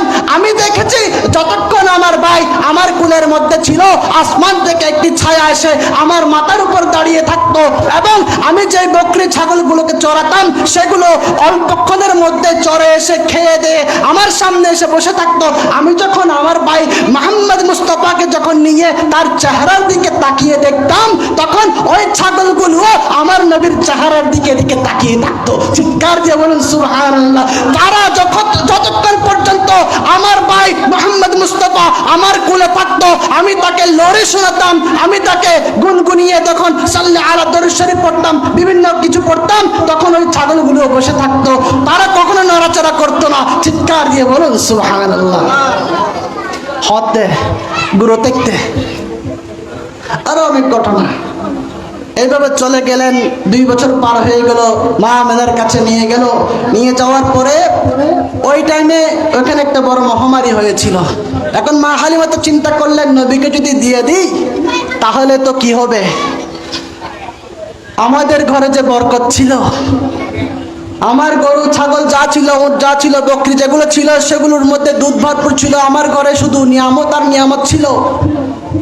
এখন তো সেগুলো চলে যাবে, কিন্তু ওয়াদা, চুক্তি করেছে, চুক্তি অনুযায়ী দিয়ে দিতে হবে। ওই টাইমে ভাগ্যক্রমে আরবে একটা মহামারী হয়েছিল। সেই মহামারী সম্পর্কে উনি জানেন। জানার পরে মা আমেনাকে বললেন, হে মা আমেনা, আপনার সন্তানকে আপনার চুক্তি অনুযায়ী নিয়ে এসেছি, ফেরত দিয়ে যাচ্ছি, কিন্তু বর্তমান সময়ে মক্কায় মহামারী চলছে। আমি আবার চাই আপনার সন্তানকে নিয়ে যাওয়ার জন্য। মা আমেনা বললেন, ঠিক আছে, নিয়ে যাও। আবার নিয়ে গেলেন। মা হালিমা আবার খুশি হয়ে গেলেন। কারণ কি, নিয়ামত, বরকত, আজমত, সাআদাত যা কিছু আছে সবকিছু আবার ওনার ঘরে ফিরে আসবেন। তাই সুবহানাল্লাহ বলেন না? আসার পর এইভাবে আমার নবীর যখন এসেছে, অনেক অনেক ঘটনা আছে। ওনার শাক্কে সাদর হয়েছিল, সিনা মুবারক সাক হয়েছিল। আমার নবীর জীবনে 4 বার সিনা মুবারক, আব্দুল হক মুহাদ্দিস দেহলভী রহমাতুল্লাহ আলাইহি বলছেন, ওনার জীবনে মাদারিজুন নবুওয়াতের মধ্যে তিনি লিখেছেন 4 বার শাক্কে সাদর হয়েছিল। তো সিনা, আমার নবীর সিনা মুবারককে এভাবে ছিঁড়ে সেখান থেকে কিছু বের করে আবার কিছু ঢুকিয়ে দিয়েছেন আল্লাহর ফেরেশতারা। এভাবে 4 বার হয়েছে। একবার মা হালিমার ঘরে হয়েছে, আরেকবার 10 বছর বয়সে হয়েছিল, আরেকবার যখন আমার নবীর উপর ওহী নাজিল হচ্ছিল হেরা গুহার মধ্যে, তখন আরেকবার হয়েছিল মেয়ারাজে যাওয়ার রাতে। কয়বার হয়েছিল? 4 বার। আমার নবীর সিনাকে এভাবে খুলে অপারেশন হয়েছিল আর কি। সিনা খুলে সেখান থেকে কিছু বের করেছে, আবার সেখানে কিছু ঢুকিয়ে দিয়েছে। কি ঢুকিয়ে দিয়েছে সেটা অনেক লম্বা আলোচনা, সময় কম। একটু করে বলি, 2 বছর বয়সে কেন হয়েছিল, 3 বছর বয়সে কেন হয়েছিল? কারণ হয়েছিল শিশু বাচ্চারা যখন খেলাধুলা করে তখন তাদের মনে অনেক কিছু খেয়াল আসে, খেলাধুলা করার, দুষ্টামি করার। আমার নবী মুস্তাফার খেয়ালের মধ্যে যাতে ওই জাতীয় কোনো চিন্তা ভাবনা না আসে, আল্লাহ আমার নবীর সিনা চাক করেছেন, আমার নবীর শাক্কে সাদর করেছেন 3 বছর 4 বছর বয়সের মধ্যে। তারপর 10 বছর বয়সে কেন করা হয়েছে? ছেলেরা যখন যুবক হয়, যৌবন যখন যায়, তখন বিভিন্ন খেয়ালাত আসে, খাওয়াশেতাত আসে, সেগুলো না আসার জন্য আমার নবীকে আল্লাহ রাব্বুল আলামিন 10 বছর বয়সে শাক্কে সাদর করেছেন সিনা পেটে। সেখান থেকে আমার নবীকে পুত পবিত্র করে দিয়েছেন। তারপর আমার নবীর যখন 40 বছর বয়সে নবুয়ত প্রকাশিত হয়েছিল, ওই গারে হিরার মধ্যে আল্লাহ যখন কোরআন নাজিল করেছিলেন, ইকরা বিসমি রাব্বিকাল্লাযী বলে ওই আয়াত যখন নিয়ে এসেছিলেন জিবরাইল আলাইহিস সালাম, ওই কোরআনের ওই পাওয়ার, ওই শক্তি যাতে আমার নবী বহন করতে পারে, তার আগে আমার নবীকে শাক্কে সাদর করেছিলেন। কারণ আল্লাহ বলছেন, লাউ আনজালনা হাযাল কুরআন আলা জাবালিন লারাআইতাহু খাশিআন মুতাসাদ্দিআন মিন খাশিয়াতিল্লাহ। যদি আমি কোরআনকে পাহাড়ের চূড়ার মধ্যে নাজিল করতাম, তাহলে আমি আল্লাহর ভয়ে ওই কোরআন কান্না করতে করতে ভয়ে জর্জরিত হয়ে একেবারে বিধ্বস্ত হয়ে যেত। ওই কোরআনকে কেউ গ্রহণ করার শক্তি ছিল না। শুধুমাত্র আমি আল্লাহর পক্ষ থেকে মানব জাতিকে পাঠিয়েছে আমার নবী মুহাম্মদ মুস্তাফার সিনার মধ্যে। আর আমার নবী যাতে ওই কোরআনকে বহন করতে পারে, সিনার মধ্যে যেন ধারণ করতে পারে, সেই টাইমেও আমি আমার নবীর শাক্কে সাদর করেছি। চিৎকার দিয়ে বলুন সুবহানাল্লাহ। তারপর সেখান থেকে যখন আমার নবী মেরাজে যাচ্ছিলেন, তখন ওই কাবা ঘরের আঙ্গিনায় আমার নবীর সিনা পেটে সেখানেই অপারেশন করেছিলেন। সেখানে কেন করেছেন আল্লাহ? তখন আল্লাহ বলছেন, আমার নবীকে সেখানে করেছি যেখানে জিব্রাইল আমিনের 600 পাতা ডানা ঝরে ঝরে পড়ে যাবে। সিদরাতুল মুনতাহা থেকে 1 চুল পরিমাণ উপরের দিকে উঠলে সেখানে আমি আল্লাহ আমার নবীকে লামকারে নিয়ে এসে সুম্মা দানা ফাতাদাল্লা ফাকানা কাবা কৌসাইনের অধিকার করেছি। সেখানে আমি আল্লাহর জাতে নূরের সাথে আমি নবীর নূর মুস্তাফাকে মিলিয়ে দিয়েছি। আমি আল্লাহর নূরকে সহ্য করার মতো ক্ষমতা আমার নবীকে দান করে আমি শাক্কে সাদর করেছিলাম। কারণ কি, আল্লাহর নবী মুসা আলাইহিস সালাম বলেছিলেন, রব্বি আরনি, আল্লাহ তুমি আমাকে দেখা দাও। আল্লাহ বলেছিলেন, লান তারানি, তুমি আমাকে কখনো দেখতে পাবে না, কারণ আমি আল্লাহর নূরের এমন তাজাল্লি, এমন পাওয়ার। আল্লাহ তারপরেও মুসা আলাইহিস সালামের ওই কণ্ঠ, ওই ফরিয়াদ সহ্য করতে না পারে একটু পরিমাণ দিয়ে তো দিয়েছিলেন, তুর পাহাড় জলে পুরো ছাই হয়ে গিয়েছিল। আর সেই নূরকে একেবারে নিজের মধ্যে ধারণ করেছিলেন আমার নবী মুস্তাফা। আল্লাহ বলছেন, আমি আমার নবীকে সেজন্য মেরাজে নিয়ে যাওয়ার আগে সাক্ষ্য সাজার করেছি। চিৎকার দিয়ে বলুন সুবহানাল্লাহ। ইনুল গান নবীর শৈশব গুরুত্বের ঘটনা এবং ফরের ঘটনা। হ্যাঁ, সংক্ষেপ করে বেলা আলোচনা করতে গেলে বহুত আলোচনা। বড় রাত যাবে গো না যাবে বুঝুন, শুধু শৈশব পড়তে গেলে তো রাত মাস যাবো, আরো কয়েক মাস যাবো, কয়েক মাস দেখে না কেন বাঙ্গি ভাঙ্গি হইতাম তো কয়েক মাস যাবে শুধু গুরু আর নবীর শৈশবকালে কি কি ঘটনা করে কি হইতে গেলে তারা আর বিষয় দিয়ে তারপরও অন্ত করে। যাক, আল্লাহ আমাদেরকে কবুল করুক, সকলে বলুন আমিন। আরেকটা বিষয় এখানে আছে, সেটা হচ্ছে দ্বীন ইসলামের ব্যাপারে আমাকে আরেকটা বিষয় দেওয়া হয়েছে, সেটা হচ্ছে ছোট ছেলেদের ইসলামী শিক্ষায় শিক্ষিত করা। আল্লাহর নবী হাদিসে পাকের মধ্যে ইরশাদ করছেন, খায়রুকুম মান তাআল্লামাল কুরআনা ওয়া আল্লামাহু, তোমাদের মধ্যে ওই ব্যক্তি উত্তম, হাদিস ইবারা বজিদি গুরু দেখতে নুরানি মাদ্রাসাত, এখন না সুন্নি নুরানি মাদ্রাসা আর তাছে ওয়াহাবি নুরানি মাদ্রাসা, আর একটা সুন্নিও আছিল আবার এলে নুরানি মাদ্রাসা তারা বজিদি হাদিস ইবে খায়রুকুম মান তাআল্লামাল কুরআনা ওয়া আল্লামাহু, তোমাদের মধ্যে ওই ব্যক্তি সবচাইতে সর্বশ্রেষ্ঠ যে নিজে কোরআন শিক্ষা করে এবং অপরকেও শিক্ষা দেয়। সুবহানাল্লাহ, সুবহানাল্লাহ। خيركم من تعلم الإنجليزية، خيركم من تعلم الاقتصادية، خيركم من تعلم البنغالية، خيركم من تعلم الأردوية، فارسية، فرنسية، إجت يهينا الله النبي اللي هينا خيركم من تعلم القرآن غيره, তোমাদের মধ্যে যে নিজে কোরআন শিক্ষা করে ওয়াল্লামাহু এবং অপরকে শিক্ষা দেয় সে সবচাইতে উত্তম। তালাবুল ইলমি ফরিদাতুন আলা কুল্লি মুসলিমিন, প্রত্যেক মুসলমানের জ্ঞান অর্জন ফরজ, কিন্তু ইলমে শরীয়তের দ্বীন অর্জন করা সবচেয়ে বেশি ফরজ। ফরজ না হুজুর? বললে শুরুতে অনারা হই ইলমে শরীয়তের জ্ঞান না তাইলে কোরআনের জ্ঞান না তাইলে খবর জায়েরে শুধু সূরা ফাতিহা তিনবার কুল ওয়াল্লাহ দরুদ করে আগে লইতো না। মা বাপর থেকে নার্জিতাকে আর পাওয়ার খবর তাইরে এক পারা কোরআন শরীফ পড়িব, এক পৃষ্ঠে কোরআন পড়িব, অন্য পরে যদি কোরআন শরীফ পরিবার লাগে যদি ব্যবস্থা করি নদন, যদি মক্তব্য না ফটন, অযোধ্যার ফরানা ফরন ইলমে দ্বীন নশিকন, যদি কোরআন হাদিস পরিবার লাগে এদিক কিন্তু ওয়াজ করছি এতক্ষণ হতা হই এ হতাই না কেন জানি স্কুল পর্যায়ে জানি দি না না মাদ্রাসা পর্যায়ে জানি দি ইলমে দ্বীন পর্যায়ে তো জানি দি। সুতরাং আমার দৃষ্টিতে প্রত্যেকটা ছেলে সন্তানকে প্রাথমিক পর্যায়ে মাদ্রাসায় দেওয়া উচিত, এর আমার বক্তব্য। কারণ কি ইলমে দ্বীনে শিক্ষিত হওয়ার জন্য ক্লাস 8-9 পর্যন্ত যাক না, 9-এর পরে গিয়ে সায়েন্স নেই, আপনার ছেলে ডাক্তার হবে হোক, আপনার মেয়ে ডাক্তার হবে হোক, কিন্তু ক্লাস 8-9 পর্যন্ত মাদ্রাসায় পড়ান না, ইলমে দ্বীন পড়ুক না, কোরআন হাদিস ফিকহ তাফসীর সেগুলো শিখুক না, জানুক না, অন্তত সেগুলো না শিখলে এখন তো সিলেবাসের যে অবস্থা, কোরআন হাদিস তো শিক্ষা দূরের কথা বিষয়ভিত্তিক, অন্তত সেগুলোর বদৌলতে হলেও কিছু ইলমে দ্বীনের শিক্ষা অর্জন করতে পারবে, দ্বীন শরীয়তের শিক্ষা তাদের মধ্যে জাগবে। সকলের ইলমে দ্বীন শিখনি মা বাবার ফরজ, ফরজ হক হক হক। একজন সাহাবী এসে জিজ্ঞাসা করলেন, মা হাক্কু বিহাসিস সাহাবাতি ইয়া রাসূলুল্লাহ, ইয়া রাসূলুল্লাহ আপনি সদাচরণ পাবেন সবচেয়ে বেশি হকদার হন। ক্বালা উম্মুকা সুম্মা মান, ক্বালা উম্মুকা সুম্মা মান, ক্বালা উম্মুকা সুম্মা মান, ক্বালা আবুকা ওয়া আদনাকা। আর নবী ইরশাদ করছেন, একজন সাহাবী এসে আরজ করলেন, ইয়া রাসূলুল্লাহ আমার কাছ থেকে সদাচরণ পাওয়ার জন্য সবচাইতে বেশি হকদার কে? নবী বললেন তোমার মা। সুম্মা মান, ওই ব্যক্তি বললেন তারপর কে? নবী বললেন সুম্মা উম্মুকা, তারপরে তোমার মা। ওই ব্যক্তি বললেন সুম্মা মান, তারপরে কে? নবী বললেন সুম্মা উম্মুকা, তারপরেও তোমার মা। নবী বললেন সুম্মা মান, তারপরে ওই ব্যক্তি এর উত্তরে নবীজি বললেন সুম্মা আবুকা, তখন তোমার পিতা, তারপরে বললেন আদনাকা, তোমার নিকটাত্মীয় পরবর্তীজন যারা আছে তারা।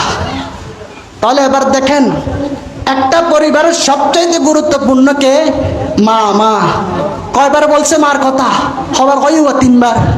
বাপর কথা হতে 4 নম্বরও যায়, তারপর আত্মীয় স্বজন যারা আছে, এই সমস্ত শিক্ষা ইন যদি অনর ফক কলরে আরর ফক কলরে যদি নারা নশিকে মাদ্রাসা না ফরাই ইলমে দ্বীনুর তালিম যদি নদী ইনি তারা জানিব না, মার গুরুত্ব বুঝিব না তারা। মা পিতা তো গুরুত্বপূর্ণ, বিয়ে করি এনে মারে দাসী বানারে কি হোটেলে রাখি দিয়ে ওরে এই বৃদ্ধাশ্রমে রাখি দিয়ে লহর হয়ে ঘটনা আছে আছে না নাই? মা বাপের নসার আছে। এই জাতীয় শিক্ষা মানুষ কখন পাবে?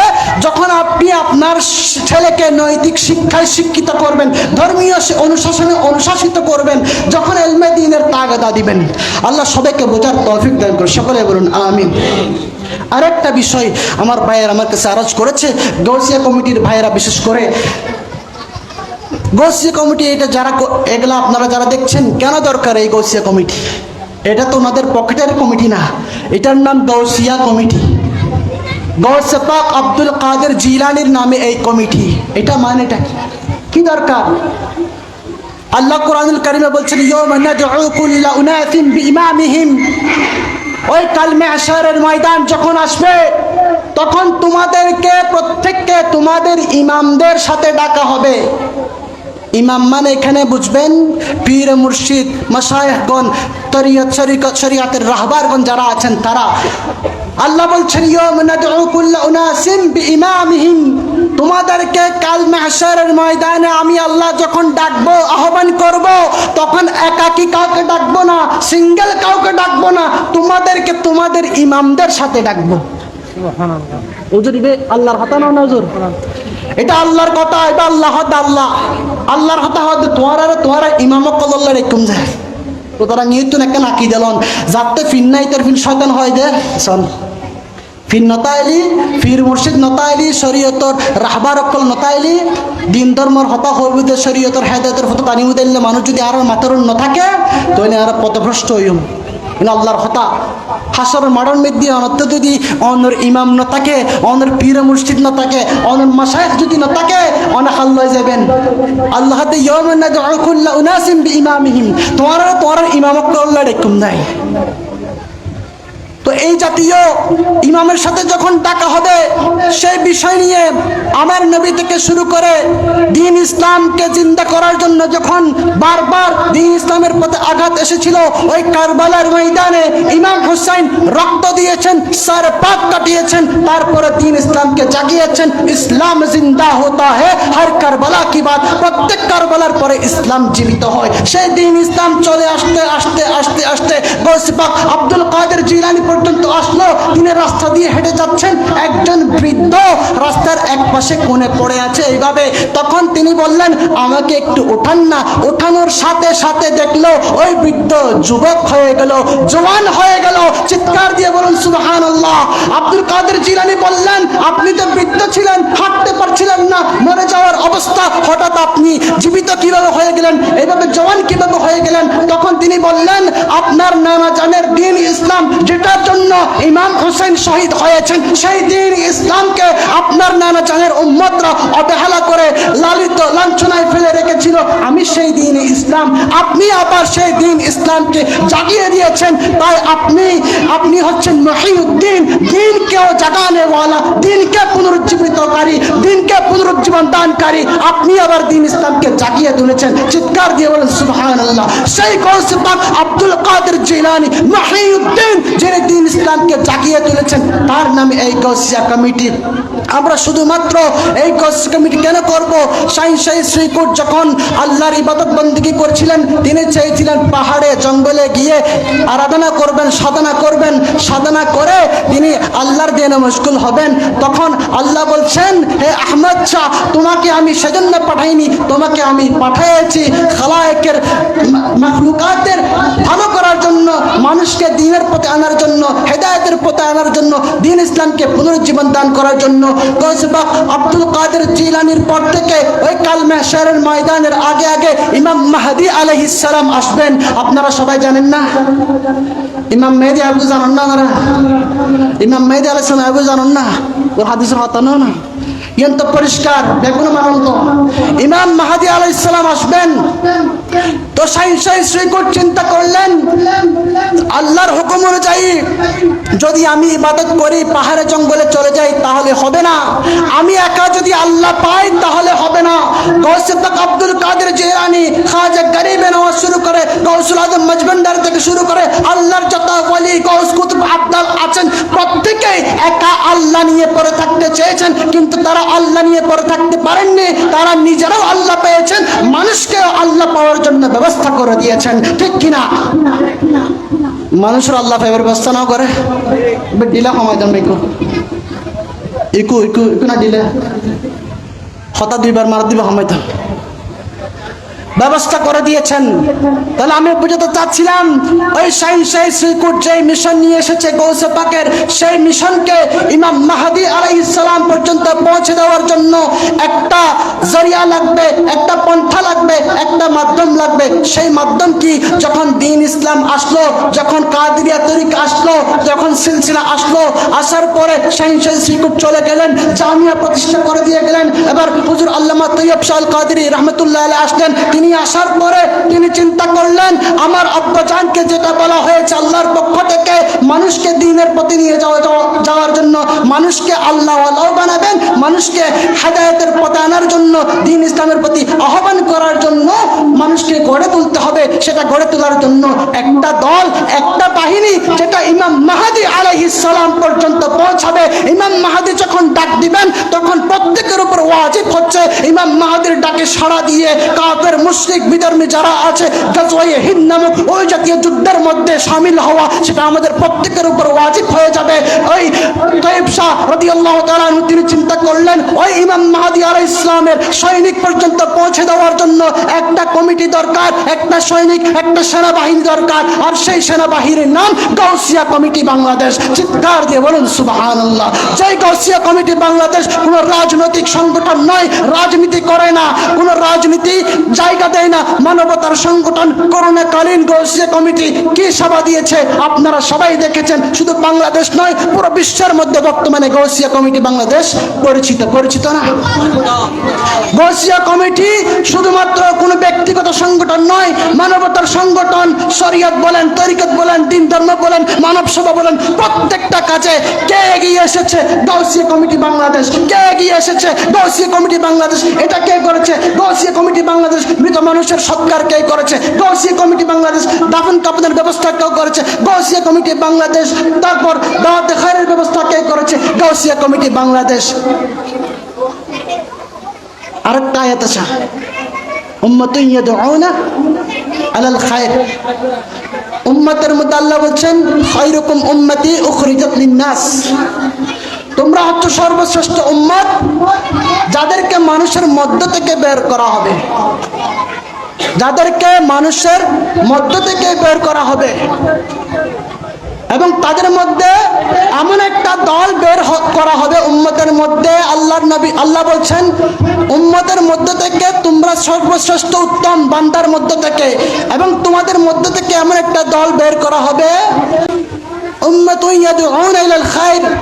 উম্মতের মধ্যে এমন একটা দল আসবে যারা কল্যাণের দিকে আহ্বান করবে, ভালো কাজের দিকে আহ্বান করবে। ওয়া'মুর বিল মা'রুফ ওয়া নাহি আনিল মুনকার। সৎ কাজের আদেশ দিবে, অসৎ কাজ থেকে দূরে রাখবে। সেই কাজ হচ্ছে কার? যারা কল্যাণের দিকে আহ্বান করবে। গাউসিয়া কমিটি বাংলাদেশ কর্তৃক একটা অঙ্গ সংগঠন, একটা বিষয়ের নাম হচ্ছে দাওয়াতুল খায়র, যারা কল্যাণের দিকে আহ্বান করে, ঠিক কিনা? এটাই না? এটাই আর কিছুক্ষণ আগে বই আজিও ইনশাআল্লাহ আজিয়ে বুঝে মাইফক কলরে ন দাফন কাফন ন কিভাবে দাফন কাফন গরম করে, কাফন কিভাবে গরম করে, এই শিক্ষায় গাউসিয়া কমিটির ব্যবস্থাপনায় দাওয়াতুল খায়রের প্রোগ্রাম আজিও আছে সারের পরে। এনারা কেন আগে আগের হতা ছিল, আগে কেন সময় ব্যস্ত ফেলে তাহলে এদের আরো গুসা হয়ে গিয়ে না, ওনারা গুসাই না হন আরো। তাহলে বলতে চেয়েছিলাম এই গাউসিয়া কমিটিরও দরকার আছে। আমরা আলোচনা শেষ।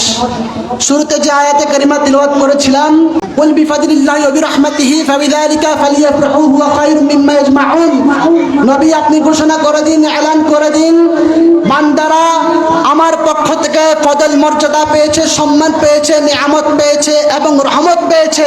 সব কিছুর বদৌলতে ফাবিযালিকা ফালিয়াফরাহু, তারা যেন খুশি উদযাপন করে, সেলিব্রেট করে।